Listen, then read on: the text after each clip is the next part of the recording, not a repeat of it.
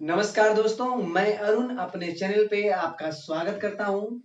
आइए दोस्तों, आज हिंदी व्याकरण में जो हमारी वीडियो होगी उपसर्ग। देखिए, सबसे पहले अगर उपसर्ग की बात करें तो इसको जानना कि उपसर्ग किसे कहते हैं। देखिए, उप मीन्स होता है समीप और सर्ग मीन्स होता है सृष्टि करना। ठीक है, वे शब्द जो शब्दों में मिलकर एक नए शब्द की सृष्टि करें उन्हें हम उपसर्ग कहते हैं।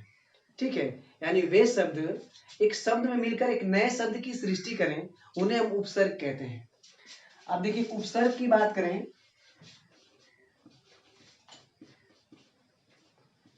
उपसर्ग की बात करें तो पूछा जाता है कुल संख्या कितनी होती है।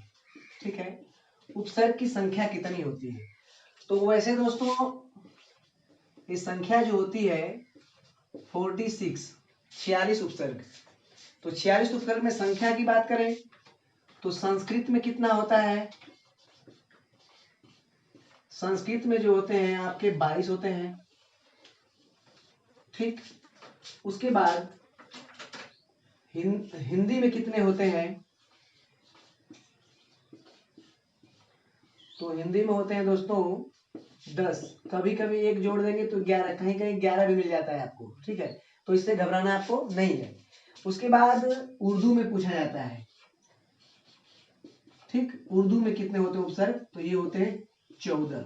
अब देखिए दोस्तों, संस्कृत में 22, हिंदी में 11 और उर्दू में 14, टोटल मिलाएंगे तो आपके हो जाएंगे 46। कभी कभी 44 भी देता है, कभी कभी 46, कभी कभी 47। तो आपको घबराना नहीं है। अब देखिए, उपसर्ग की बात करें संस्कृत की तो उपसर्ग याद होना चाहिए। अगर आप उपसर्ग याद करते हैं तो आपको अगर उपसर्ग पूरा याद होगा तो आप क्या कर सकते हैं, आप क्वेश्चन को हल कर सकते हैं। मैं अपनी बात करूं तो मुझे पूरे उपसर्ग याद है, 44 उपसर्ग याद है, समझ लीजिए। अब उपसर्ग याद है तो उपसर्ग से क्वेश्चन आते हैं तो मुझसे कभी गड़बड़ ही नहीं होता है, मुझसे गलत नहीं होता है। ठीक है, तो चलिए पहले सबसे पहले संस्कृत का उपसर्ग देखते हैं और इन उपसर्गों से कौन से शब्द बनते हैं इसको देखा जाएगा। चलिए पहला देखते हैं, प्र, परा, अप, सम, अनु, अव, निश, निर, दुस, दूर, वी, अंग, पर, प्रा, अप, सम, अनु, अव, निश, निर, दुस, दूर, वी, आ, फिर अधि, अपि,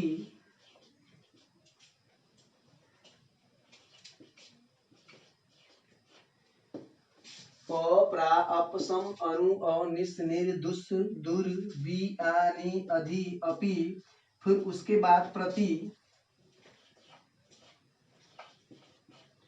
प्रति, फिर सु, सु हो जाएगा, फिर उसके बाद हो जाएगा अति।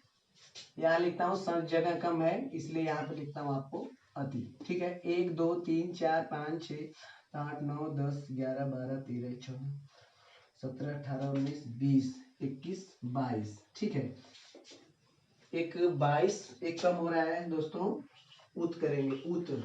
ठीक है, उत हो जाएगा आपका, फिर प्रति, अभी, अधि और एक हो जाएगा अभी।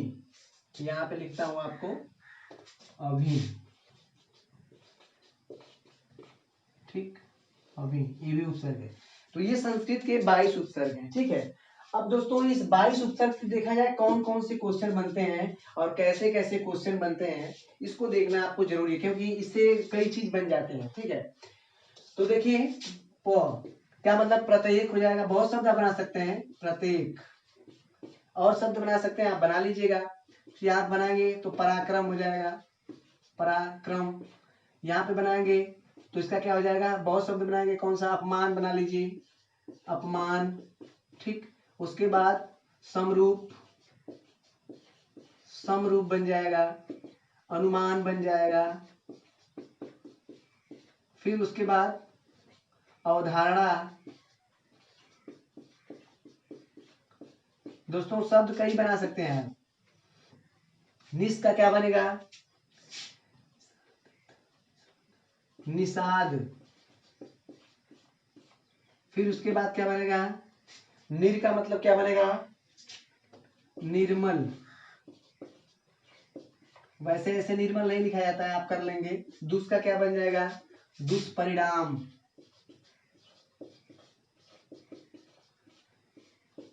फिर उसके बाद दुर्विजय, दुर्ग विजय होता है, तो आप दूर का क्या बनाएंगे, दुर्दशा, दुर्दशा। उसके बाद क्या बनाएंगे, आंग का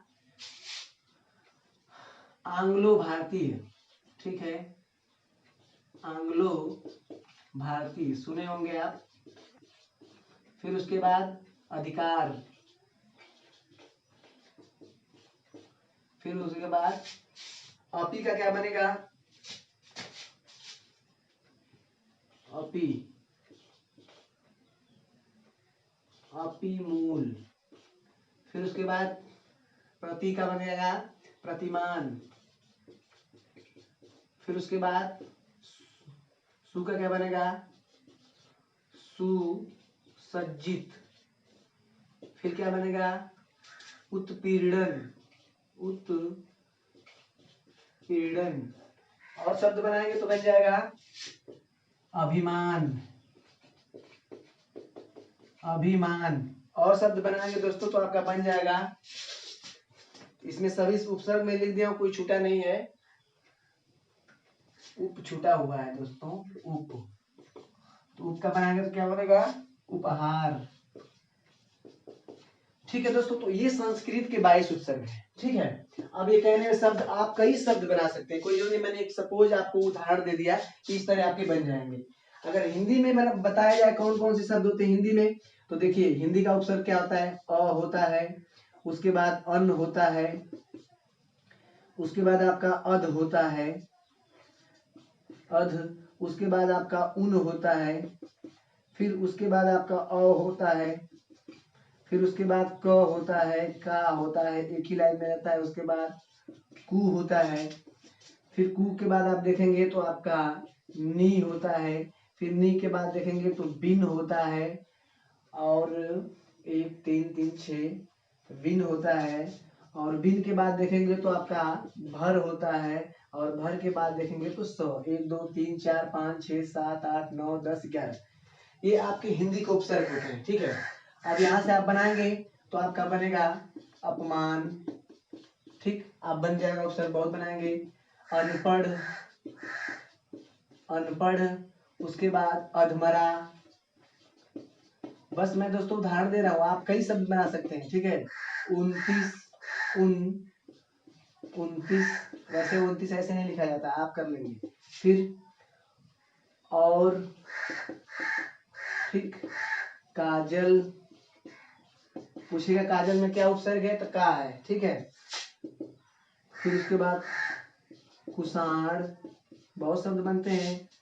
फिर उसके बाद निर्मल, फिर बनाएंगे, उसके बाद आप बनाएंगे दोस्तों बिन से बनेगा, बिन से बनाएंगे बिन खाए, बिन खाए, या बिन पिए, बिन सोए, कोई शब्द बना सकते हैं आप। ठीक है, ये बनाएंगे तो क्या हो जाएगा, भरपेट। ये बनाएंगे समान। तो ये दोस्त आपके बन गए, आपके हिंदी के उपसर्ग बन गए। और लास्ट देखते हैं उर्दू के, तो उर्दू में कितने हैं, 14। कौन कौन से उपसर्ग हैं इसको देखते हैं, क्योंकि उपसर्ग आपको याद रहेगा तो आप कोई भी उपसर्ग आप कर सकते हैं। ठीक है, चलिए ये देखते हैं आपका हिंदी में, उर्दू में तो हो जाएगा उपतू का पहला उपसर्ग हो जाएगा कम, दूसरा हो जाएगा खुश, तीसरा हो जाएगा गैर, चौथा हो जाएगा दर, पांचवा हो जाएगा ना, छठवां हो जाएगा व, सातवां हो जाएगा ब तो बना दिया हूं, बा। फिर उसके बाद बद, बद के बाद हो जाएगा बर, कम खुश गैर दर ना बर बाद बर दर, बद बर। और बर के बात करेंगे तो वे, बे के बात करेंगे तो ला के बात करेंगे तो सर, और सर की बात करेंगे तो आपका हो जाएगा हम, और हम के बात करेंगे तो आपका हो जाएगा हर। तो इस पे आप कोई शब्द बना सकते हैं। ये आपका उर्दू शब्द है, इसको कहते हैं उपसर्ग। उर्दू में कितने उपसर्ग होते हैं? 14 होते हैं। आप बनाइए शब्द कंपन, ठीक है, कंपन बना लीजिए। कंपन, कंपन में पूछे क्या उपसर्ग है, तो कम उपसर्ग है आपका, ठीक है। खुशहाल, खुशहाल पूछेगा इसमें क्या उपसर्ग है, तो आपका खुशहाल उपसर्ग जाएगा, ठीक है। गैर, गैर लड़का, तो इसमें गैर उपसर्ग है। फिर उसके बाद दरमियान, ठीक है, दरमियान का क्या हो जाएगा? दर, ठीक है। फिर ना का हो जाएगा नारी, वह क्या क्या हो जाएगा? वह से आप बनाएंगे उपसर्ग दोस्तों, तो क्या हो जाएगा? वीर, क्योंकि वीर नहीं लिखा जाता है, वीर लिखा जाता है, ठीक है। बा का बनाएंगे तो क्या हो जाएगा? बारूद। बद का बनाएंगे तो बदमाश, ठीक। उसके बाद बे का बनाएंगे तो बेईमान। ला का बनाएंगे तो लालची। सर का बनाएंगे सरहिंद। हम का बनाएंगे हमजोली। और हर का बनाएंगे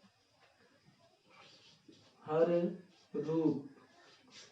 तो देखिए दोस्तों, आपके बीच मैंने ये काउंट भी कर दिया। सबसे इम्पोर्टेंट, संस्कृत के उपसर्ग 22 होते हैं, हिंदी के उपसर्ग 11 होते हैं, उर्दू के उपसर्ग 14 होते हैं।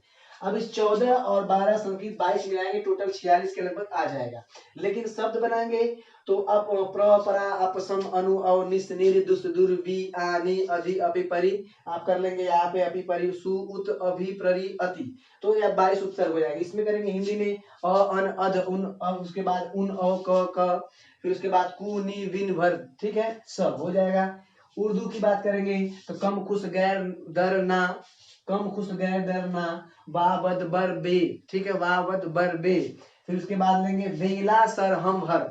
वेला, सर, हम, हर। इस तरह मैंने याद किया है, तो ये मुझसे उपसर्ग याद हो जाते हैं, ठीक है। आपको घबराना नहीं है, कुछ नहीं करना। अगली वीडियो हमारी प्रत्यय की आएगी, बहुत इंपॉर्टेंट होगी। आप यहाँ से घबराना नहीं, बस आपको उपसर्ग का मतलब क्या होता है। उपसर्ग का मतलब होता है समीप, और सर्ग का मतलब होता है सृष्टि करना। यानी वे शब्द जो नए शब्द मिलकर उन पुराने शब्दों मिलकर अगर नए शब्द की उत्पत्ति करते हैं, जिसका अर्थ अलग होता है, उसको क्या कहते हैं? उपसर्ग कहते हैं। बस ये चीज आपको ध्यान देना है। चलिए अगली वीडियो में मिलते हैं, तब तक के लिए थैंक यू।